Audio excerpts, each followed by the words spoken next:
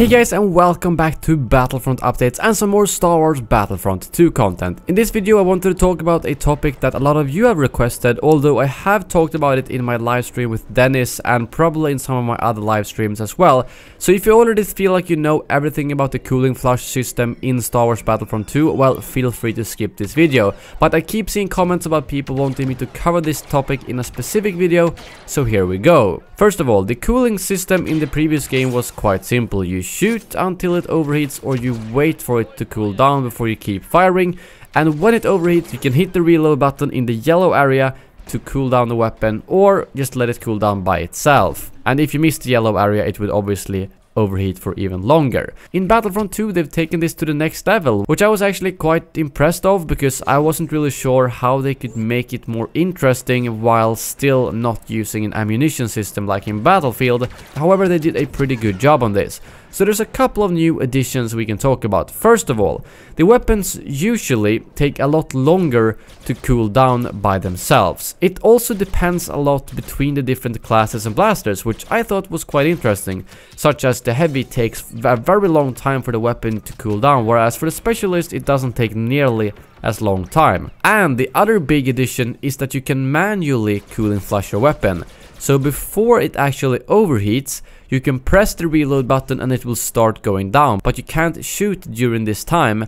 So it's a very tactical thing that you need to be careful about when you use it, and it makes the gunplay a lot more interesting in the game. And on some weapons it takes so long for it to manually cool down that you pretty much have to use that manual cooling flush, or your weapon will overheat no matter what you do. So if the weapon actually does overheat, what options do you have? Well, it's very similar to the previous game. You have the red area, which you should not hit, and then you have the yellow area, which if you do hit, it instantly cools down. However, they've also added a much smaller and harder to hit area that is green, and if you do hit the green area, your weapon will be in a no overheat mode for a couple of seconds, which basically means that you can fire as much as you possibly want. I can admit that I didn't use this a lot when I played at EA Play, but it was at one point when I knew that there was going to be a lot of enemies around the corner where I actually manually overheated the weapon by shooting into the wall, and then I let it cool down, and then I pressed the green area, and then I rushed in and sprayed a couple of people down. So that is a tactic that could work, although I gotta admit that it felt a little bit strange that I was actually trying to overheat the weapon on purpose. So I'm not sure if I think that's a perfect gameplay mechanic. It's probably something they need to adjust a little bit,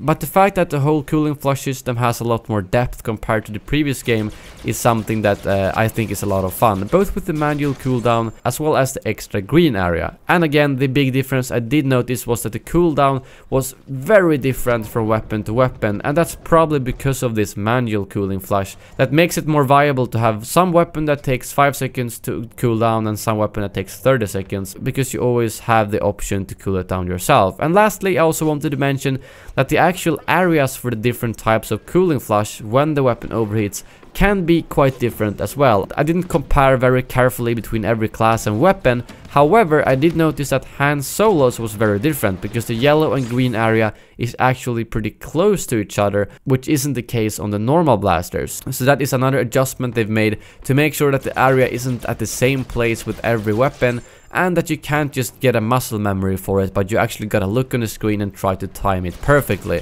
which is yet again another thing that makes the gunplay a little bit more interesting and not as simple as in the previous game. I hope that cleared up any questions you could possibly have about the cooling flush system. Again, this was the pre-alpha, so chances are that there will be some modifications to it for the full game. But thank you very much for watching, and as always, may the Force be with you.